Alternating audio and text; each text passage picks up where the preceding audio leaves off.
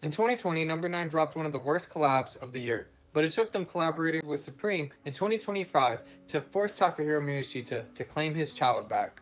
In February 2009, the fashion world was stunned when Takahiro Miyashita announced that he was leaving the brand that he had founded 12 years prior, due to the brand becoming too commercial and too corporate based. His final collection, A Closed Feeling for Autumn-Winter 2009, served as a somber swan song, inspired by Miyashita's feeling of isolation during the stay at an Alaskan hotel. While fans mourned the death of the label, Miyashita moved on, founding Takahiro Miyashita the Soloist in 2010 to claim his independence as a solo musician in the fashion industry. And would stay there for over a decade. All in the meanwhile, the parent company of Number 9, Kooks Co. Japan, had other plans. My name is Swege, and I break down designer menswear history. Subscribe if you're new, and if you're already subscribed, welcome back. Now, by May 2010, Kooks announced that it would restart Number 9 under a new management system and design team entirely without Miyashita. For the next decade and a half, the brand operated as what critics called a shadow of its former self, or a tribute act. This era is defined by a shift towards mainstream graphics and repurposing of Takahiro Miyashita's original designs into ordinary fast casual grunge streetwear. They launched diffusion lines like NN and Number 9 denim, the latter of which sold in mainstream Japanese outlets. While the brand remained visible through collaborations, it lacked any creative soul or spark that Takahiro Miyashita had, given the actual clothes and outfits when he was there. No storyline, just repurposing. But they've done a number of different collaborations in order to keep the brand relevant, starting with Disney Gizmobies in November 2013 on a collaborative release featuring Mickey Mouse designs. Next, there was Jam Homemade Lab in February 2014, where they did some spring-summer watches with Mickey Mouse on them as well.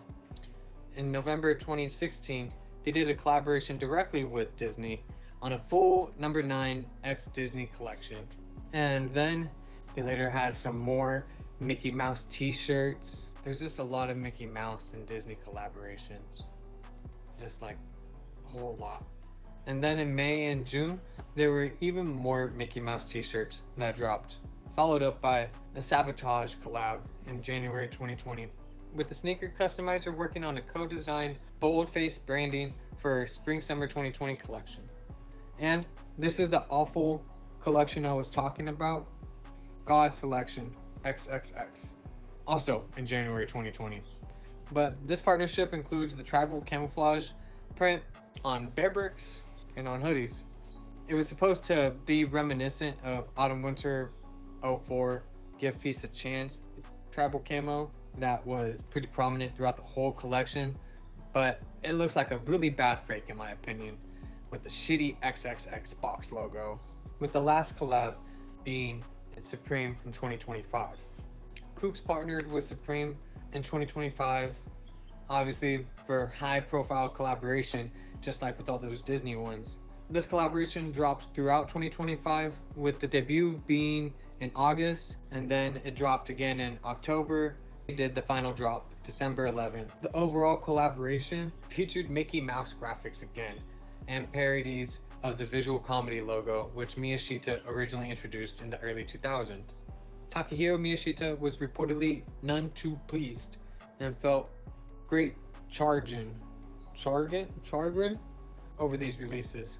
Takahiro felt that the collaboration gave the public a false impression that he was involved with the designs when he wasn't. This professional disconnect, combined with the feeling of symphony at the soloist, had reached a coda. If you like the Number 9 and the Soloist runways that are on screen at the moment, you can actually watch them in full 4K resolution on my other channel, Upscaled Runways. It'll be in the description and in the little pop-up right there. So, in July 2025, Miyashita announced he was stepping down from the Soloist. He revealed that he actually had been working as an external contractor for the label since 2020, as his feelings began to drift away. and a poetic social media post. All of his Instagram posts are really poetic and aesthetic of the feed. He would also go over and later do more teases on his Instagram.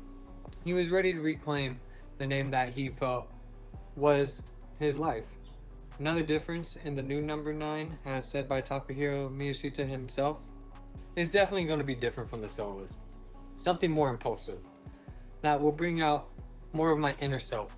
Number 9 is my life, after all. And right now, Paris is a school play, and I'd be embarrassed to be a part of it unless someone comes along who I think is the real deal. Someone I'm willing to take on. I have no intention on showing there, saying simply that he's not going to be following the traditional runway format and intends on the brand being largely on a made-to-order basis.